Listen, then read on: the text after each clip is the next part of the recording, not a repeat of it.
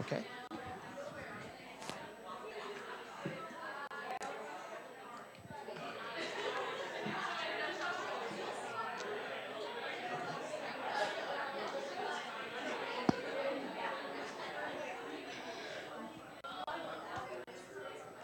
Well, good afternoon, everyone.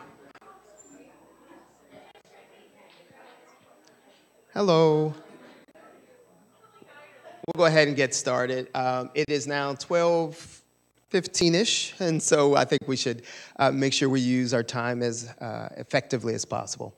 Hi, everyone. My name is Norbert Wilson. I'm a faculty member here in the Friedman School, and I still say that I'm new because I started here in January, and I'm going to keep saying I'm new until the newness wears off. I'm really excited to invite this wonderful panel of folks working in emergency food assistance. As most of you know, food insecurity is a significant issue here in the United States. And the last report on food insecurity by the Department of Agriculture, it was about 12.3% of U.S. households are considered food insecure. Many of these households struggle to gain access to food or adequate nutrition or the foods that they deem are important. Now, some of these households are also able to participate in a number of programs like food stamps, or what is now called the Supplemental Nutrition Assistance Program, or SNAP. That program is about $70 billion a year with over 40 million households participating in this program. So it is a significant, substantial program. And there are other programs like WIC and the school lunch program. However, these households, on average, receive about $125 to purchase foods. And many estimates suggest that that's not enough to cover the cost of meals for a family throughout the month. And so the emergency food system is important to provide that, fill the gap that's left. But of course, there are households who do not participate in SNAP for a number of reasons. And so programs like the food bank system, the food bank network, are important to meeting that need. But there is a population that may even have difficulty accessing both the SNAP program and emergency food assistance programs like the food bank, and those are people who are chronically ill or with critical illness. And there are organizations like Community Servings, which is a part of a larger coalition of the Food is Medicine Coalition that provide medically tailored meals for low-income households or individuals who have chronic or critical illnesses. So what I would like for us to do today is to hear from these representatives, to learn about the work that their organizations are doing or their research, and then I hope this is an opportunity for us as the Friedman School to learn a little bit more about what's going on in these programs and to find opportunities for us to collaborate or support their work. So with that, I'm going to actually turn it over to our first speaker. It is Katherine Bartowski, and I'm going to move over and allow her to come on up. I asked each of the speakers to present maybe about 5 minutes on their organization.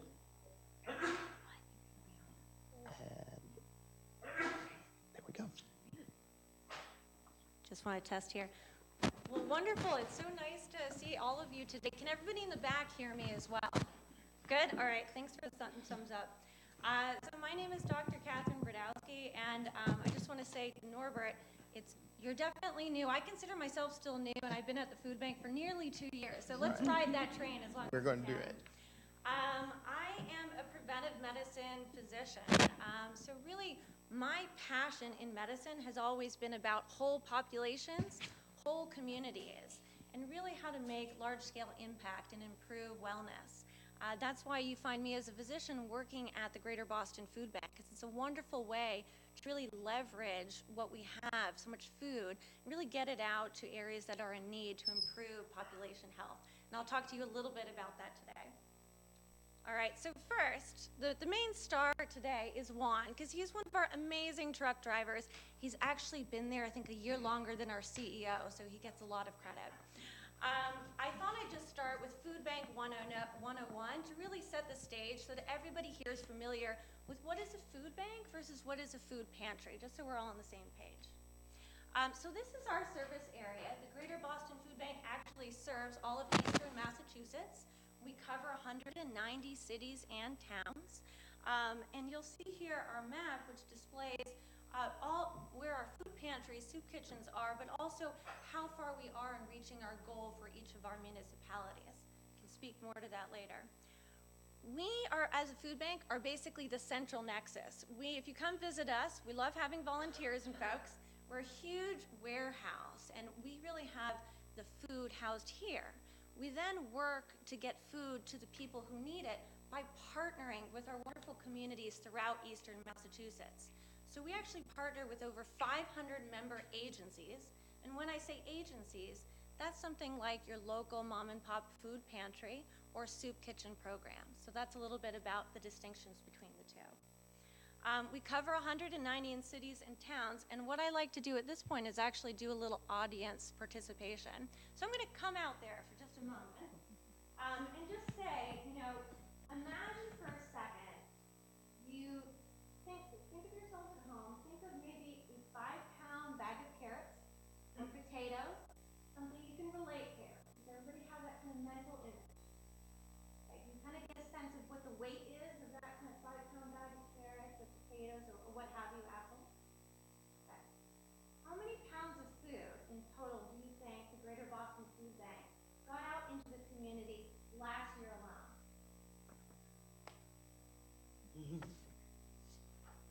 Any guess? A million. Okay, million. Very good guess. Higher. Oh, he's very good. He's already read this line. All right. Okay. So now it just speeds it up. Okay. So last year, that was a great guess.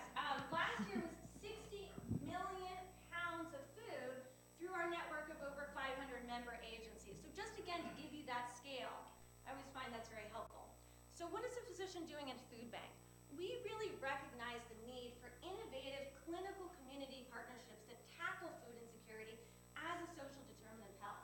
The Robert Wood Johnson Foundation did a wonderful study and surveyed physicians, seeing that 85% of them pointed to unmet social needs, such as lack of access to nutritious food, as directly leading to worse health, and that addressing those needs are absolutely vital. My main point today, and I'm going away from the mic, I apologize. My main point today is that we don't need to reinvent the wheel. The food bank is really good at food distribution. We can partner with medical centers and others to really get the food where it needs to go to handle the needs of the people. So this is just a brief slide showing our overview of programs. I oversee both programs and research.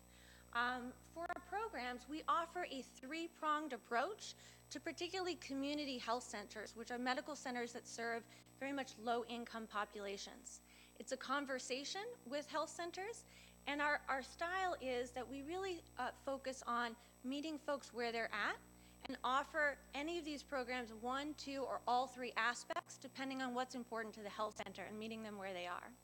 We offer a completely free produce mobile market, which is monthly. We give 25 to 30 pounds of free fresh fruits and vegetables to patients, community members, staff, and volunteers at our markets. We have now a total of 6 free produce mobile markets at medical centers at this time. We also really work to encourage screening for food insecurity in the medical community. And I'll talk in a moment about the Hunger Vital Sign. Very quick, easy tool that can be used to efficiently screen and then empower providers to link patients not only with mobile markets, but also local food pantries, SNAP programs, WIC programs, farmers markets, and then non-food services, housing, childcare, all these different kind of services that folks might be in need of.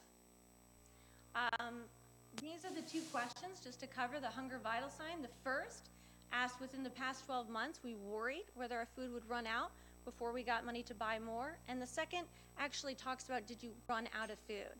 An answer of often or sometimes to either question is positive for food insecurity.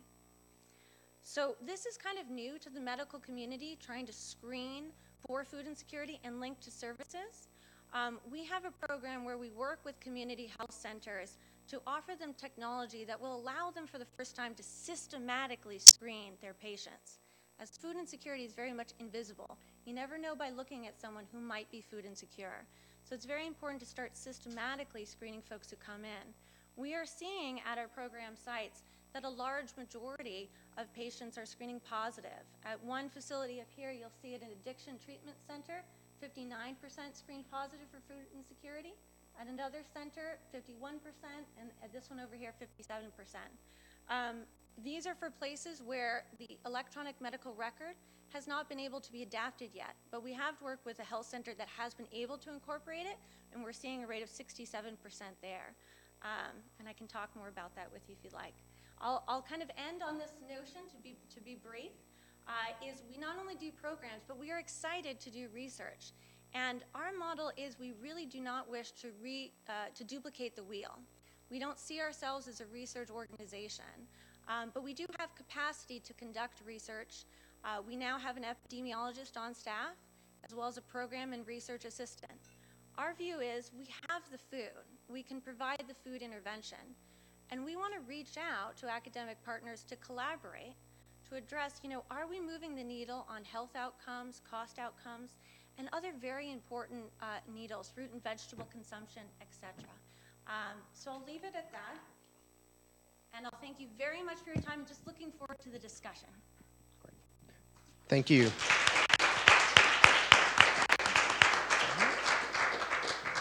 Katie, if you'll come up.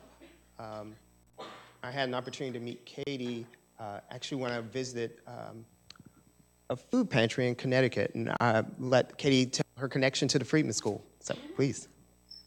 I am thrilled to be here as a proud alum of the Friedman School, and thrilled to see B. Rogers in the audience. So great to see you. The reason that I chose to study at Tufts and specifically here at the Friedman School was because I wanted to be able to quantify and research the problem of hunger and food insecurity in the United States.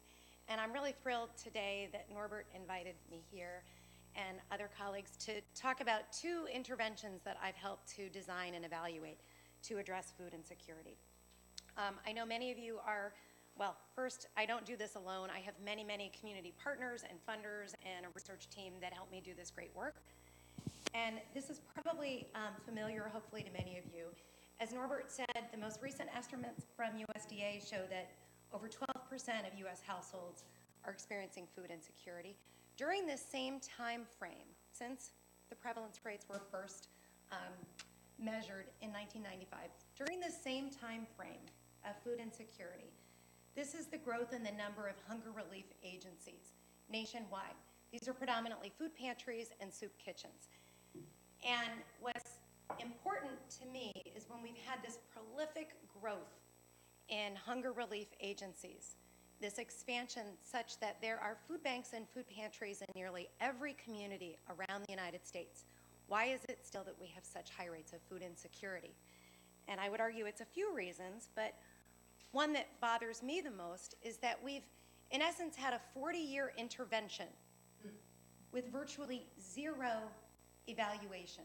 We feel really, really great about donating food, and then we turn basically a blind eye to what happens to the people once they get that food.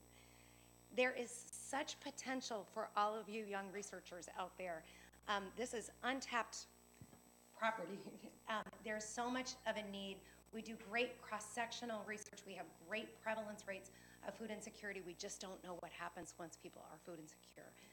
And it's time for us to change the way that we provide charitable food and to start evaluating what works and what doesn't work. So I'm proud to say that in 2010, I partnered with a number of colleagues in Greater Hartford on an innovative holistic model called Fresh Place. And we were the first to conduct a rigorous evaluation of a food pantry program. We conducted a randomized control trial, and we found really significant findings. I'm going to breeze through these. You guys can see the publications later, but I want to hear your comments. We found at the beginning of our study, about half of all of our study participants were experiencing very low food insecurity. Over 1 year, Fresh Place members were less than half as likely to be in this extreme category compared to our control group. We had significant increases in diet quality, fruit, vegetable, and fiber consumption compared to the comparison group, and also significant improvements in self-sufficiency. All of those underlying reasons of why a family is in that food pantry line to begin with. Based on these significant results, my colleagues and I have been working to brand this work and to identify the core components that we think were most successful with Fresh Place. We call this More Than Food. We have a website that has a lot of resources and publications that I would encourage you to check out. And the goal of our framework is to build capacity within food pantries to more effectively address the root causes of why people are in the food pantry line to start with. And it's our fundamental belief that it takes more than food to end hunger. Our three components that we think are most successful and that we have spent a lot of time digging deep and providing resources and tools and materials are what we call the 3 C's: choice, connection, and culture. So first and foremost, allowing food pantry clients to choose the food that they want in a dignified way that's respectful to their own cultural preferences, and then highlighting the nutritional quality, making sure that the choice of food is predominantly healthy. And I would say the heart of this intervention is connection. It's a strength-based model. We have coaches that are trained in motivational interviewing based on stages of change model to identify what are the factors, all those messy issues that are rooted in poverty, of why someone needs food, and then connecting them, like Katherine said, not recreating that wheel, but connecting them to existing community resources to address those root causes, social determinants. And then I would say the secret sauce of what's really important with this work and how I think we're going to shift the needle in building capacity around culture. How does it feel when you're in that food pantry line? Is it welcoming? Is it dignified? Is it respectful? Or is it humiliating and the last place in the world you'd want a neighbor to see you in? We are evaluating this work. We are scaling this nationally. We have 4 food pantries in Greater Hartford that are offering More Than Food, 1 in El Paso, Texas, soon to be another one in El Paso, 2 in Rhode Island, and then there's 2 additional sites in Rhode Island that are getting on board. And I'm going to also tell you about another intervention of our swap system. As I talk about choice, of making sure that pantries are offering choice, another key component is making sure that that choice is healthy. And as you nutrition students know full and very well here, nutrition is complicated, and just encouraging people to promote quote-unquote healthy food is not nearly tangible enough, practical enough to really implement at the local level. So we've created an intuitive stoplight system called Supporting Wellness at Pantries to be able to rank foods green, yellow, and red based on the latest nutritional guidelines and My Plate recommendations. We use behavioral economics, which is how Norbert came to Hartford to see some of the work that we're doing in pantries to nudge food pantry clients, but also food pantry staff and food bank staff to procure healthier food, to promote that food. In our pilot with 6 food pantries, 3 in Hartford, we've seen promising results of improved green and yellow products and some modest declines in red products, and we've got more work to do on this. I'm also pleased to say that the 2 food banks in Connecticut are using SWAP, and the Greater Boston Food Bank is now piloting it as well.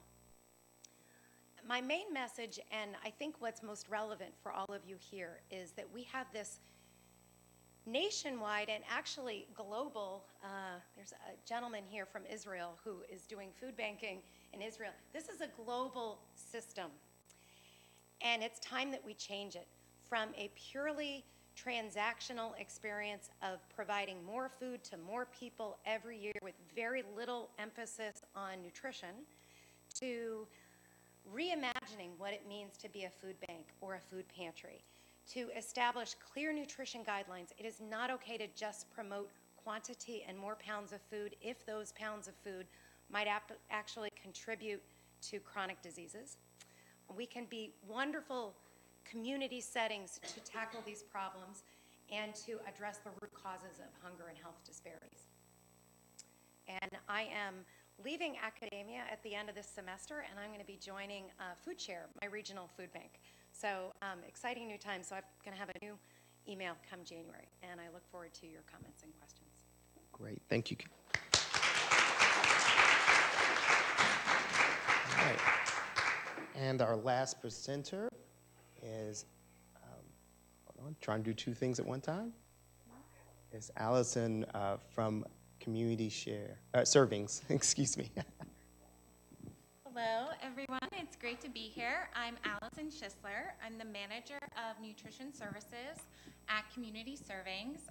I'm stepping in today for Jean Terranova, who is our director of food and health policy at our organization.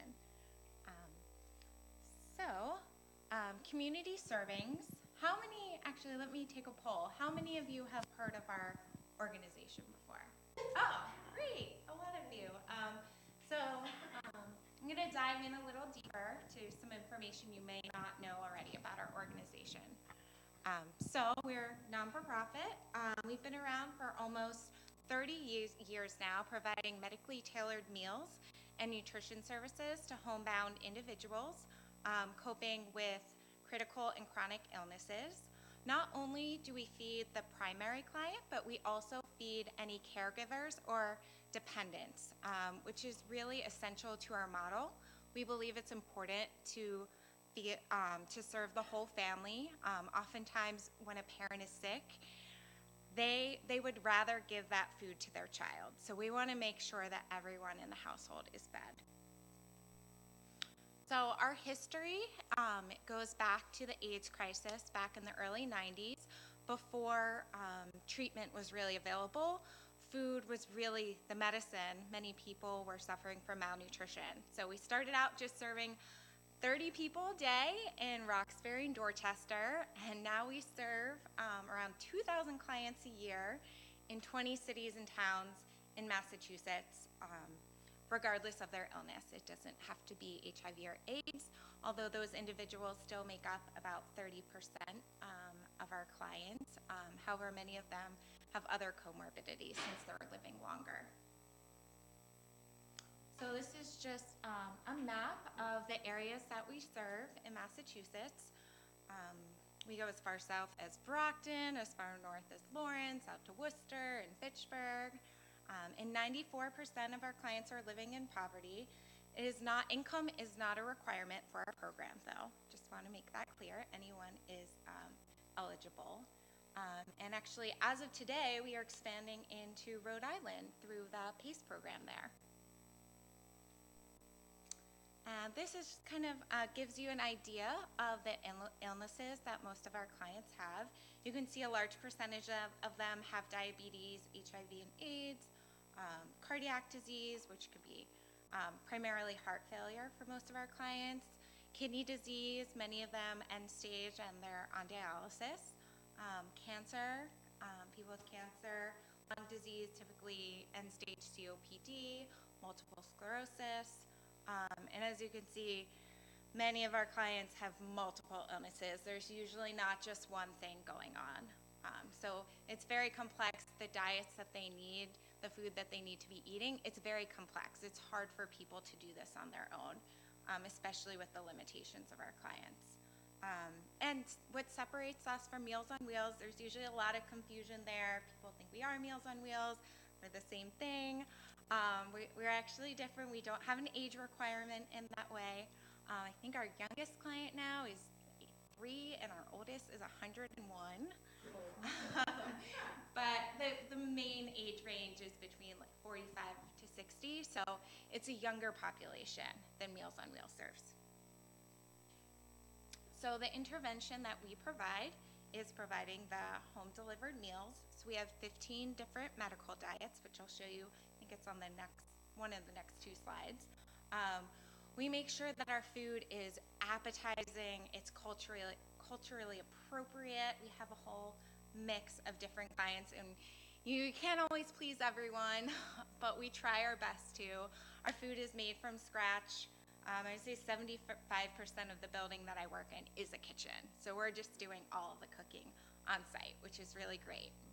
Try to limit processed foods as much as possible. We also serve a children's menu, which is key to feeding the dependents. And in addition to just the food, we provide individualized nutrition counseling, so every person on our program gets a nutrition assessment, and nutrition education is needed. We also do nausea care packages and provide oral supplements like Ensure to those that need that. So this is just a list of our diets. I'm not going to go into them in detail, but the big ones are covered. You have diet for diabetes and cardiac disease, kidney disease, as well as covering some food allergies and sometimes food preferences. And our clients are able to combine up to 3 of these.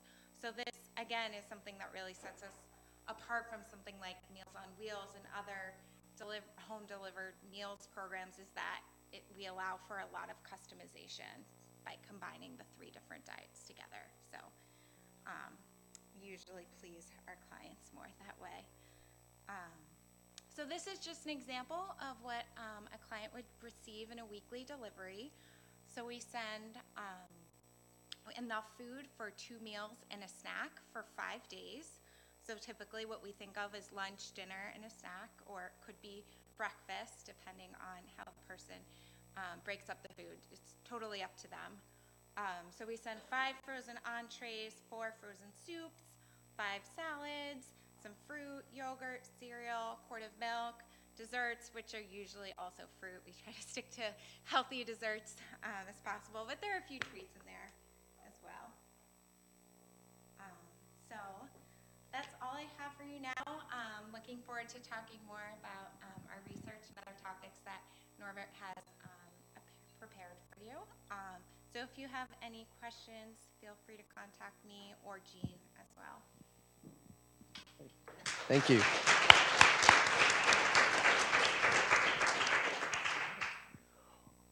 Well, again, thank you to all of our presenters for giving an overview of the organization.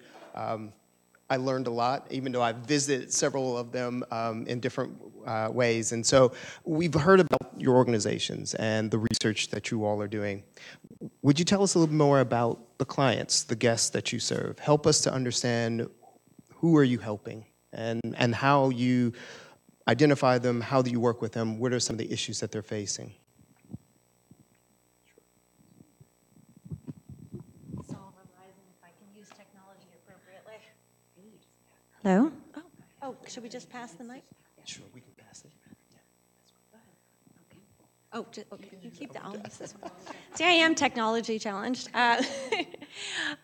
So I think one thing that I try to raise awareness about, the question is really good. Who are food insecure? And the main point that I want to get across to you as students and also to the medical community, the public at large, is that food insecurity is really invisible.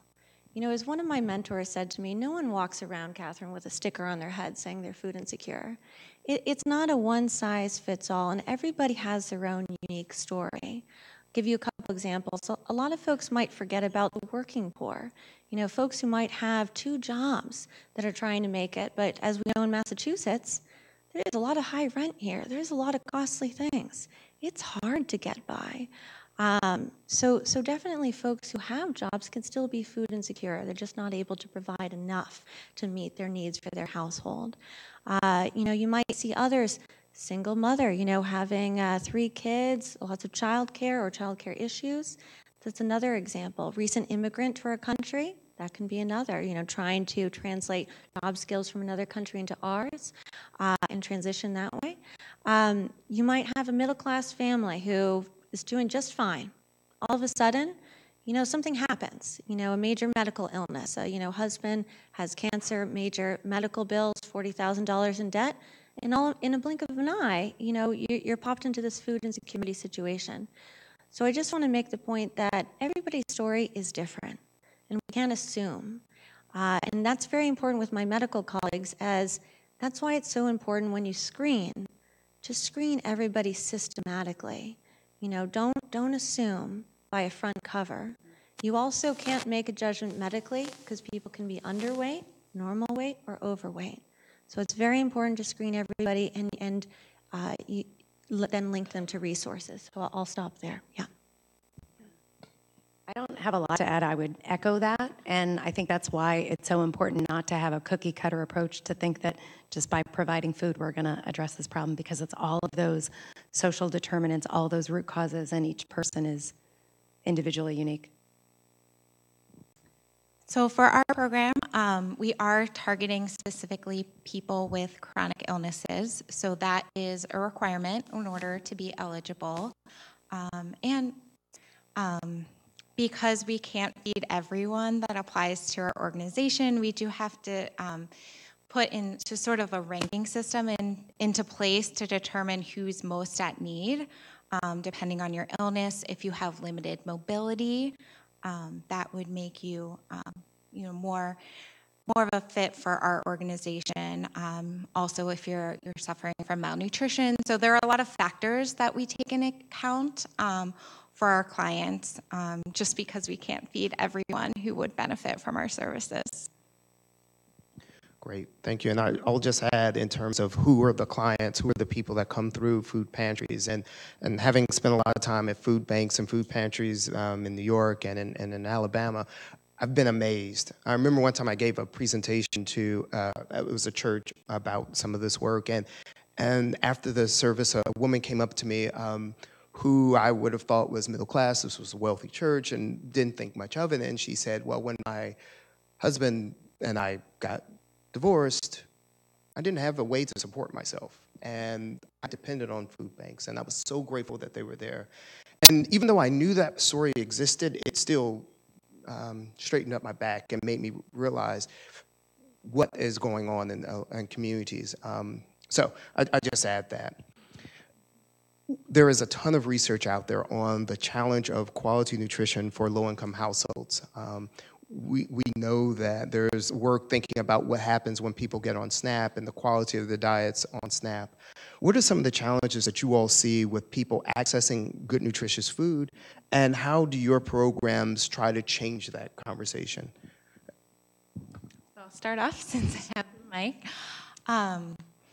So I think by the time an individual gets to be one of our clients, unfortunately, they've been in that environment where they've been food insecure and haven't had access to healthy food, and that kind of lands them in the situation that they're in, that they have these comorbidities and chronic illnesses, and they start on to our program. So unfortunately, our program is not as much preventative as it is more of a treatment for these individuals, but we are able to actually provide the food that they need, helping to relieve that food insecurity and provide nutritious food to help treat their medical illnesses.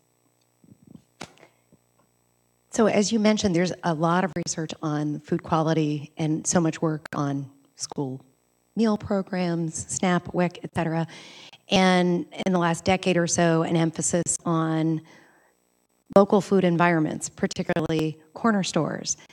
I think one area that has been largely overlooked is how much these charitable hunger relief agencies are part of our food system.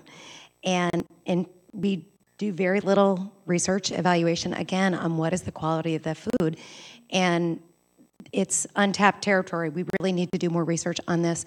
I think it's both supply and demand. We often focus on the demand side from food pantry clients, but it's also when you work with food pantries and food banks, they will say, everybody points the finger upwards. It's the food pantry will say, I can't get enough healthy food from the food bank. The food bank will say, I can't get enough healthy food from the food industry, from Feeding America, et cetera. All of those players are part of it. And I think changing the mentality of what food goes into the system is really the first step. That's great. I'm going to echo Katie's comment about, especially, stores, bodegas. So important, in the food environment to be able to have a community where you can access fresh fruits and vegetables and other needed resources. I think that's definitely a challenge in many different communities that are out there. So one of the reasons I like to do mobile markets, it's almost like a produce bolus to the community. It kind of supports that. The other thing, kind of bringing it back to the food pantry and food bank system, is I think about, clients, and we did some surveys this summer to figure out what issues, what barriers they were having. And there's a whole lot as far as just reaching and connecting with the hunger relief system. So let me touch on that for a moment, and I'll also touch on the culture change around nutrition in the hunger relief system. Among clients, we're finding that there are several kind of layers of barriers if you're in need of food. One is knowledge gap, so knowing where to go to get resources, to get connected. Also meeting that in an appropriate language and also recognizing literacy barriers as well. So one step is first, knowledge, knowing where to go. The other issue is access, so having food pantries available with the healthy food to provide. From the client side, it can be quite a challenge to get to food pantries. Transportation often comes up as a barrier. Other time constraints such as childcare, working hours, there's a huge dynamic there. And lastly, I'll say, in addition to knowledge, access, there's a utilization issue as well that we should remember. So you go to a food pantry, receive food, is it used? Is there how-to knowledge for cooking? Are the foods culturally appropriate? So I think there are all these different buckets. Speaking about the hunger relief system now for a change, our CEO likes to say, gosh, 30 years ago we couldn't move a carrot. There's a huge sea change now in the hunger relief world where we're trying to really solve hunger, but do it wisely and try to get as many healthy items out to the people in need. We have now a nutrition policy at our food bank. We're very focused on doing fresh fruits and vegetables. Our goal for 2020 is to get that up to 40% of our overall inventory. And what we've also done is we recognize among the food pantries that we need to capacity build. So we have a grant program actually, so that one of the main barriers of food pantries having fresh foods is something simple, not having a refrigeration or cold storage. So if we can do something to move that and support that infrastructure, then they'll have capacity to have the fresh meats, dairy, fresh fruits and vegetables that can then go into the community. So infrastructure building is also important. No, those are really great points. I want to pick up on something that Kay said in particular.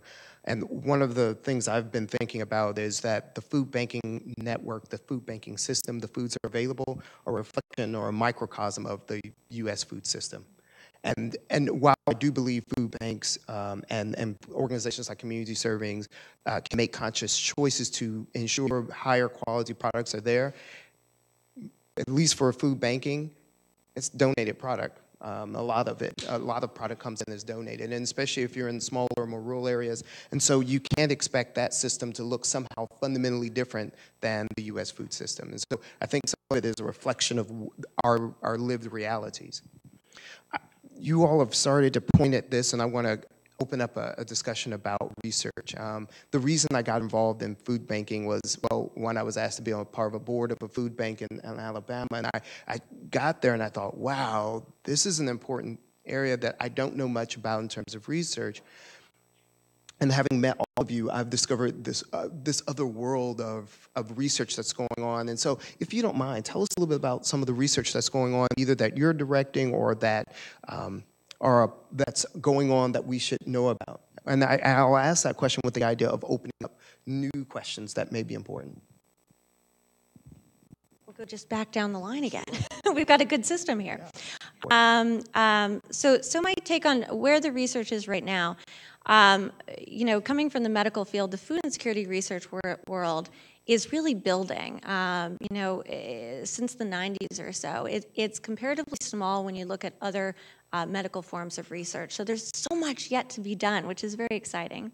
As far as pivotal research that's out there, there has been some really good studies on food insecurity and linking it to cost to the healthcare system.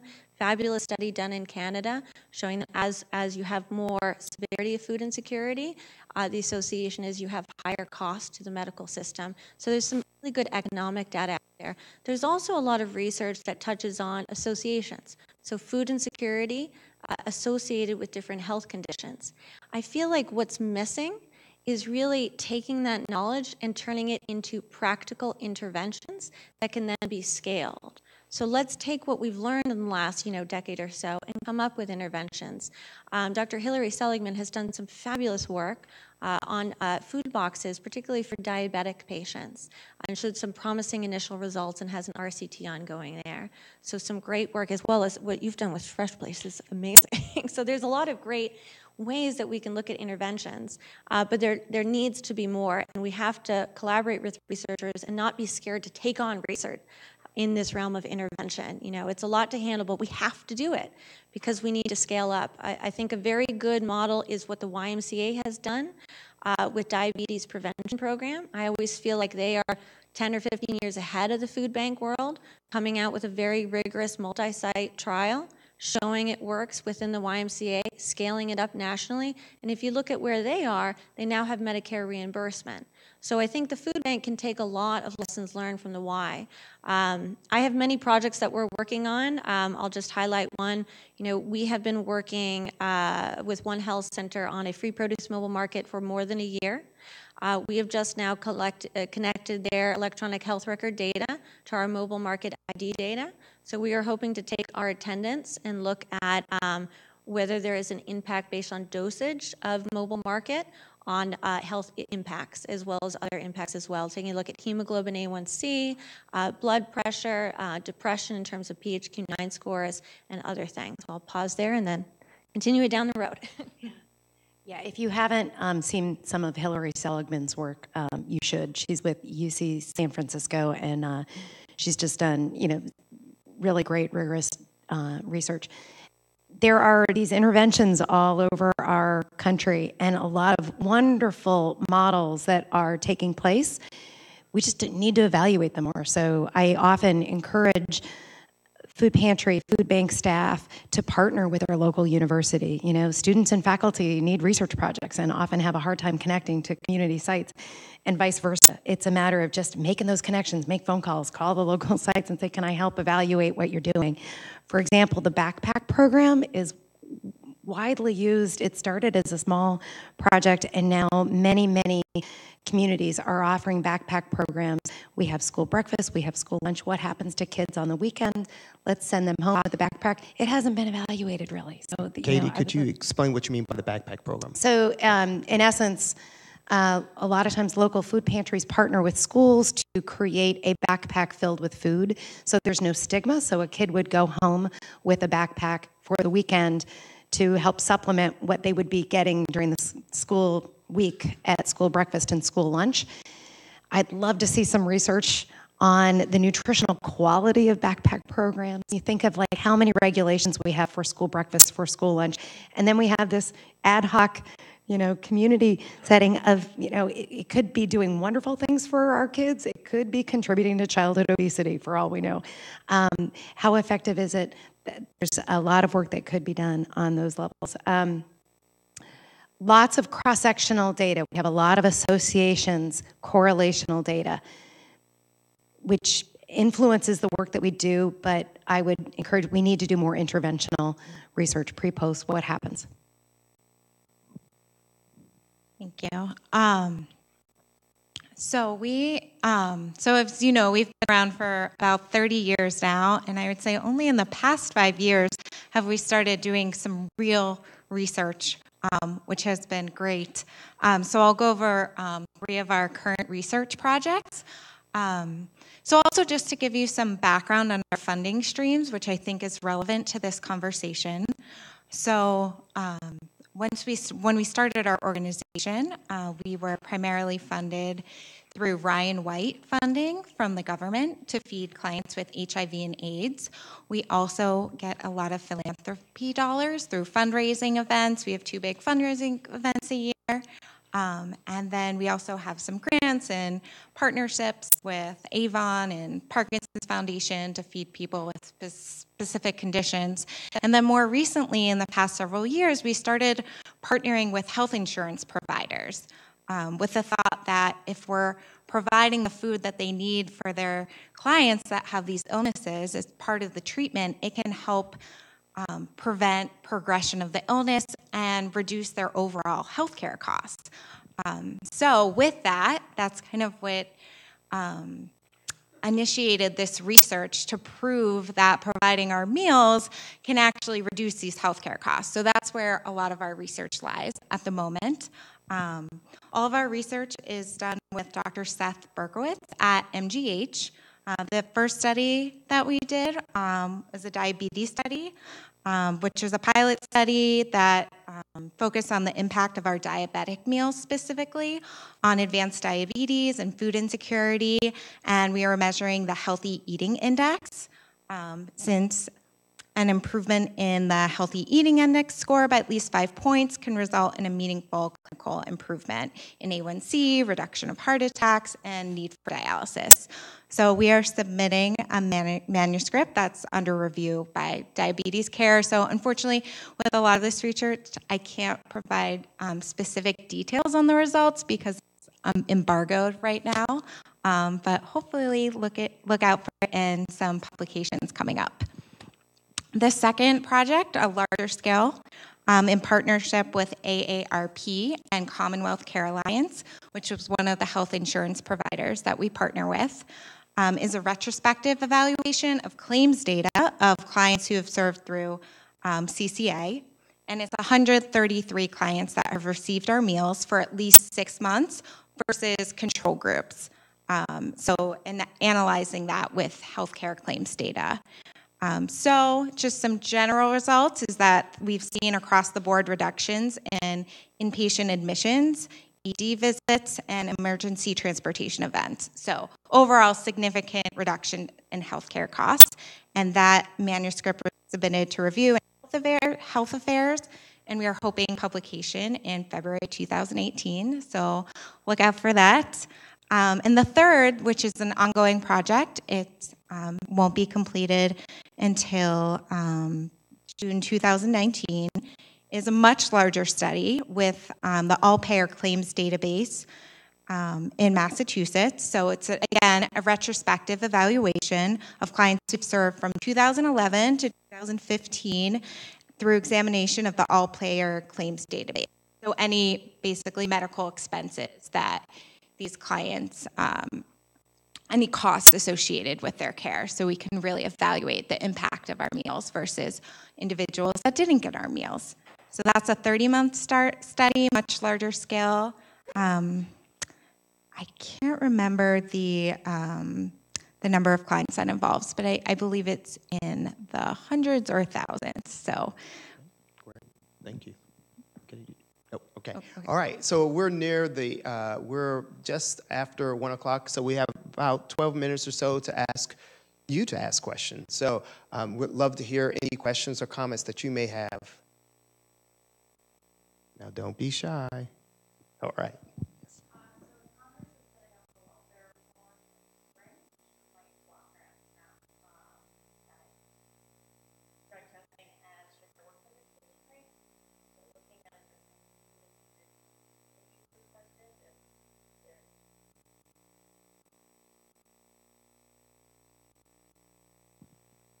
It will dramatically impact all the work that we do. I mean, for sure. And the federal food assistance programs are the cornerstone. They are meant to be the first line of defense. The majority of the food pantry clients we see are already participating in SNAP if they're eligible for WIC. And yet it's often not enough. So if we have cuts like they're proposing, it will just make it that much harder. You know, the charitable Food Network is already totally tapped out, so it will impact our work for sure, negatively. I agree with everything she just said. I mean, I foresee a lot of people, unfortunately, having to make use of the food pantry system, and I would say too, as students and as passionate people, I always say to my own medical students, be the change. You know, speak up, be your voice. Whether it's in your local community, in your state, or federally, you know, find something you're passionate about and use your knowledge and skills. We have a lot of diverse skill sets here, probably, to really speak your mind and get your voice heard. I think any cut to SNAP would be just really hard for folks to bear. We already have a current problem where, you know, SNAP, if benefits run out near the end of the month, you know, the literature has shown it's more likely to cause diabetic food insecure patients to be without a consistent food supply, and then you might, you know, trigger a hypoglycemic event, you know, and go to the ER. So it's, yeah. Okay. Park, do you have a question? Yeah. Just reflecting on your comments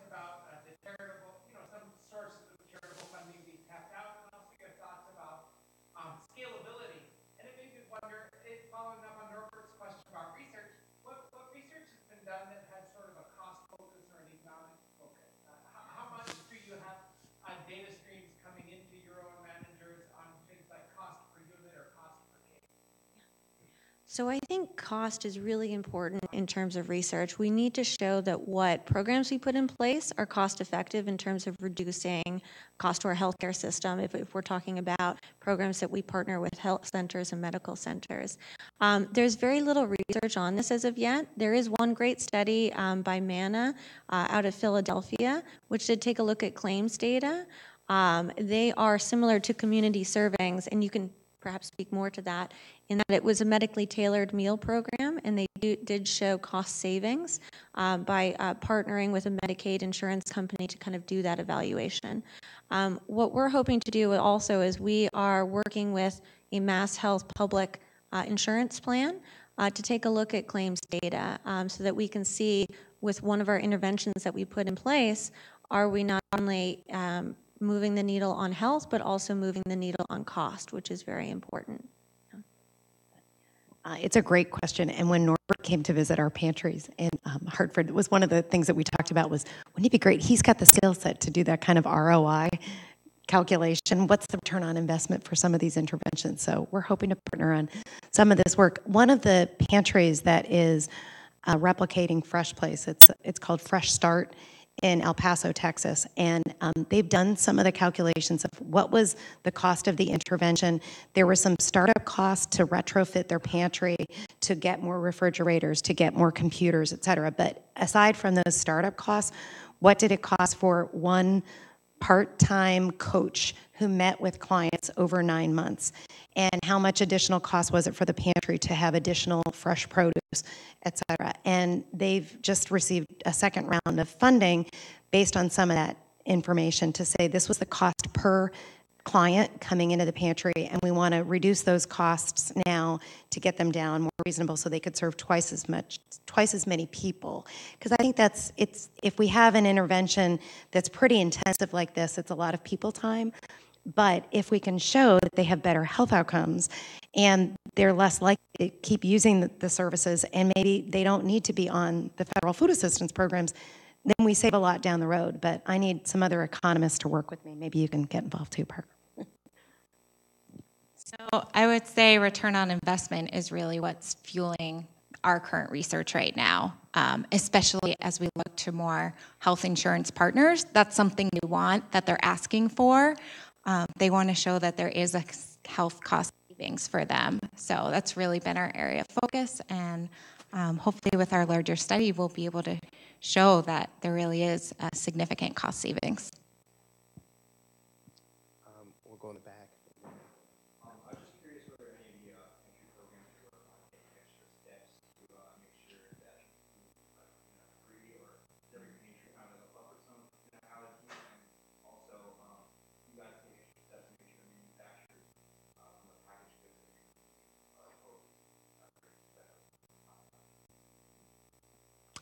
So for community servings, we do have a no nuts diet selection. So people with allergies to nuts wouldn't receive any nuts.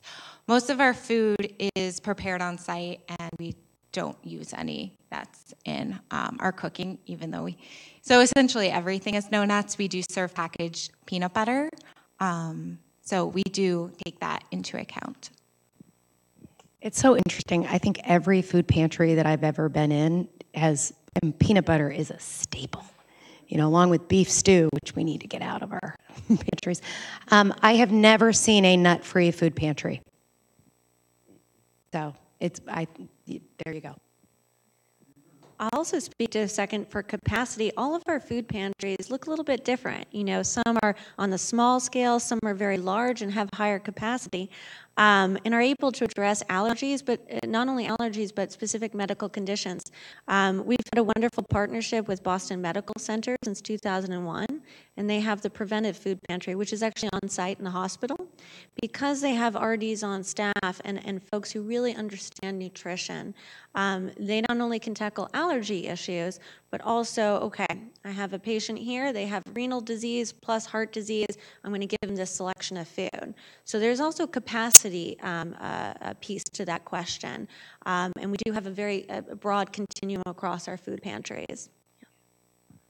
Aaron, you had a question, and then Will. Wonderful panel. I have a question here from Israel, the broadcast led Hello. The overall question is really talking about the multidimensional nature of food insecurity and the interventions or responses to it. If you say there isn't a cookie cutter response, how do you deal with the multiple dimensions and the need to create tailored food pantries and food banks in different environments? Now, there seems to be a tension there in the emphasis you're placing on the cost benefit or the return on investment analysis with regard to health costs. For two reasons. One is that the health costs are really being borne by insurance or health system in every context, rather than by the social welfare or food system. So that the costs are saved on one end, but the inputs are different. And secondly, once again here, we're ignoring other important dimensions, the cultural dimension, the social dimension, the emergence or escape from poverty, which doesn't lie. In fact, you said it yourself, it's not just enough food. So how do you deal with that tension here in terms of scalability and uniqueness? From a research perspective, I would ask you to relate to ethical problems of food research in this area. It's very complex. And final question, just very briefly. Katie, you said you put on the signpost red, green, and yellow. Why put the red in the first place if you're trying to buy healthy? Okay, I'm going to try to tackle as many of those questions as I can. And hello, Israel. So scalability, let me speak to that first. So what I found, at least with, I oversee our program models with health centers. And this framework, I have a three-pronged approach: free produce mobile markets, screening, and a toolkit of resources. We offer it like a buffet, a menu to health centers, and we really try to meet them where they're at. Some places are ready to take on all three aspects. They want to go gung-ho, universal screening, they want the free produce market, and they want the toolkit to connect to their resources. Fabulous. Others feel like at the present time in the medical system they're too taxed and they want to take one or two of the options. So we try to have a framework that we can then suit to the needs of the medical center when we do this program. So that's a little bit on that. And we found that works rather well, meeting them where they are. The other point, too, I would say, is the huge variety of issues that food insecure clients have. It's not just about food. It's about housing, it's about domestic violence, it's about childcare, transportation, all sorts of different things, living job skills. We as a food bank, what we're trying to do, and we're trying to do this with this technology as well, is empower medical centers, empower food pantries, community health workers, any and all nonprofits, by letting folks know about what's available in the local community. Because it would be an ideal world if someone could come to a food pantry and address their food needs, and then also at the same time be informed about all these other great resource services in their community that they may not have been connected to, whether it's SNAP application assistance or housing assistance or childcare. So we're working right now to partner with a tech platform that could inform not only folks at the food pantry, but medical centers, community health workers embedded in the community to raise awareness. We need to connect the whole network, and I think technology is a very powerful tool in that. I'm going to stop there because I can't remember the third, fourth. Well, and just to tack on to that, that's where even if we have the same model that honestly countries, communities around the globe are replicating based on what we've done here in the U.S., it should be unique to each community. And I love the adage, if you've seen one food pantry, you've seen one food pantry. And it should be tailored that way. So whether it's in Israel or I have a colleague in the Netherlands, you would want to understand what are the issues that are impacting the folks in that community. And then it's really person to person, but it should be tailored that way. What we've tried for decades is the notion of treating the problem of hunger with food and just giving more food. And I don't know when we're going to finally realize, well, that didn't really work. So we need to be creative to think of true, but I think when we shed light on how when we do connect and when we have interventions that do connect people to other resources, it can work. And when we have tailored food packages within food pantry settings based on health concerns, we can impact health. Like, there are now some data points to show there are ways to do this well, but just trying the same thing of just providing the same package of food to everybody when they come in the door, and then they come in next month, and they come in next month, and then, right? Ethical issues, we have IRB approval to do the research that we do in our community, but I think even without that, training folks, whether it's at the food bank level or within food pantries, to use cultural humility to work with clients on these issues, even if they're not affiliated with the university and don't have IRB approval. I think there are ways to do that, making sure if people, like giving them the option, they don't have to participate in any kind of study. The red light is important because we have to meet food pantries where they are. Our food pantries that piloted SWAP were so nervous that all of their food would be red. They were pleasantly surprised to realize they had a nice, mix of all of them. But to say you're only going to be green foods, forget it. Like they just wouldn't. They wouldn't want it. We're not going to meet them where they are. We're going to nudge them to try to reduce the amount of red. But I have red foods in my house, right? I have teenagers, and so we have red foods. I like red food sometimes. It's moderation too. Really past our time. And so I'm so sorry, Allison. That's okay. Again, thank you all for coming. Thank you to the panel for a great discussion. There's going to be time to talk, and sorry, Will, I know you had a question. But thank you for your time, and good luck studying for finals or papers. Thank you.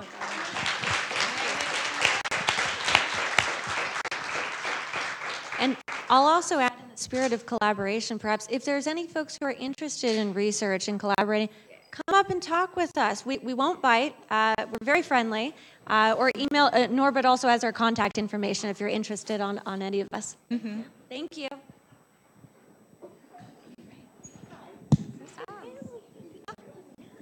I can't wait till your work comes out. Oh, I know. Oh my gosh. Fabulous. I can't wait and be able to share the information publicly.